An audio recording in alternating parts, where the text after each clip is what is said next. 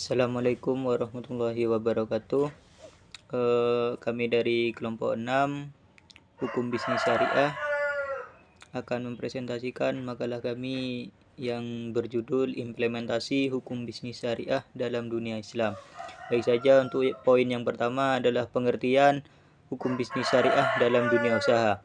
Bisnis adalah usaha dagang, usaha komersial dalam dunia perdagangan, atau juga disebut bidang usaha. Bisnis atau usaha merupakan sistem interaksi sosial yang mencerminkan sifat khas bisnis sehingga seolah-olah menjadi suatu dunia tersendiri yang otonom. Dalam hal ini, bisnis merupakan aktivitas yang cakupannya amat luas dan meliputi aktivitas produksi, distribusi, perdagangan, jasa, ataupun aktivitas yang berkaitan dengan suatu pekerjaan untuk memperoleh penghasilan. Hukum bisnis syariah adalah sistem hukum yang mengatur segala aktivitas bisnis dan ekonomi sesuai dengan prinsip-prinsip Islam, berbasis pada ajaran Al-Quran dan hadis. Hukum bisnis syariah bertujuan untuk menciptakan sistem ekonomi yang adil, etis, dan seimbang. Dalam prakteknya, hukum bisnis ini melibatkan berbagai aturan dan prinsip yang mengatur transaksi bisnis. Materi yang kedua adalah prinsip-prinsip hukum bisnis syariah dalam dunia usaha. Ada beberapa prinsip dalam hukum bisnis syariah. Di antaranya yang pertama adalah adil atau keadilan. Prinsip keadilan merupakan pilar utama dalam hukum bisnis syariah. Setiap transaksi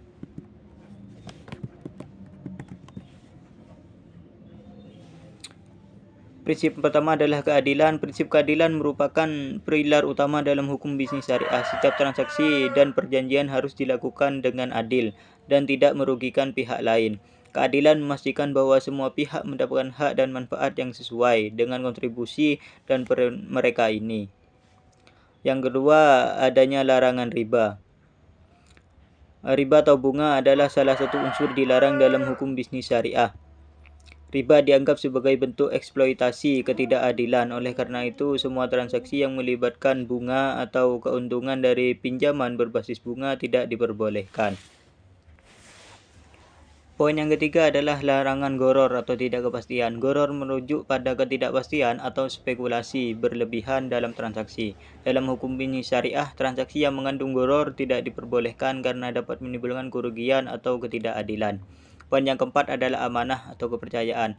Amanah berarti tanggung jawab dan kepercayaan. Dalam konteks bisnis ini berarti bahwa setiap pihak harus memenuhi janji dan tanggung jawab mereka dengan jujur.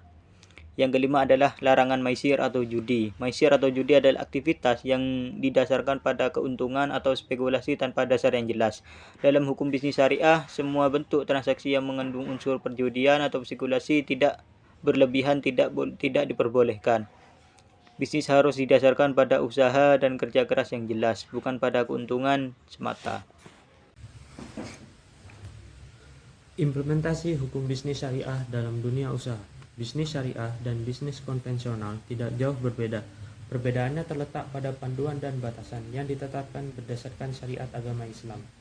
Umumnya, bisnis konvensional hanya berfokus pada memaksimalkan keuntungan semata, sedangkan bisnis syariah juga memperhatikan aspek kebermanfaatan dan peraturan agama, di samping mendapat imbal hasil dari transaksi. Selain itu, transaksi syariah juga mempertimbangkan konsep halal dan haram dari segi produk, transaksi, pemasaran, hingga akad muamalah. Ada beberapa langkah yang dapat diambil untuk menerapkan hukum bisnis syariah dalam suatu usaha, di antaranya: 1. Penyusunan rencana bisnis yang sesuai syariah. Akad yang jelas dalam usaha. Setiap transaksi dilakukan dengan akad yang sah menurut syariah, seperti prinsip murabahah, prinsip salam, prinsip musyarakah, dan prinsip mudharabah. 2.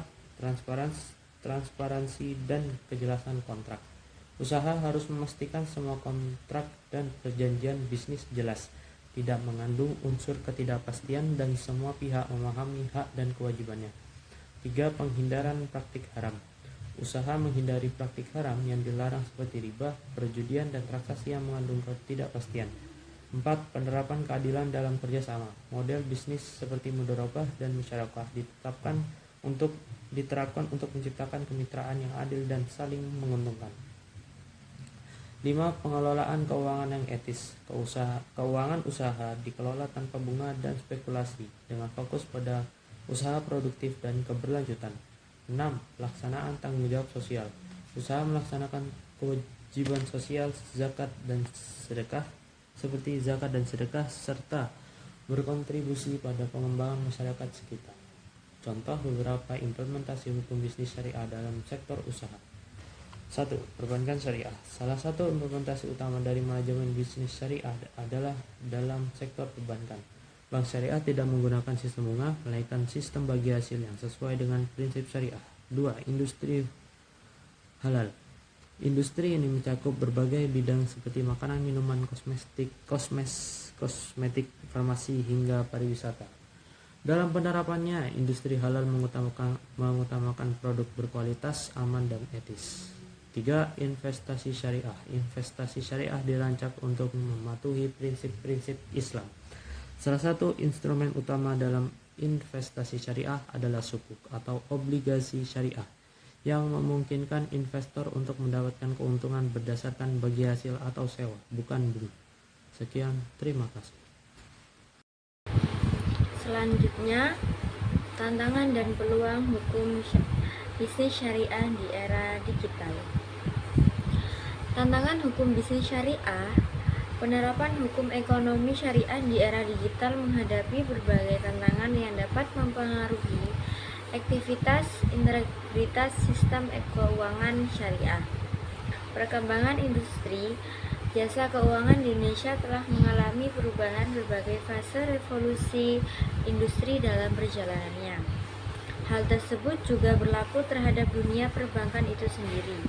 Perkembangan demi perkembangan telah dilalui sehingga mengantarkan dunia perbankan kepada seluruh era yang saat ini disebut sebagai era digital.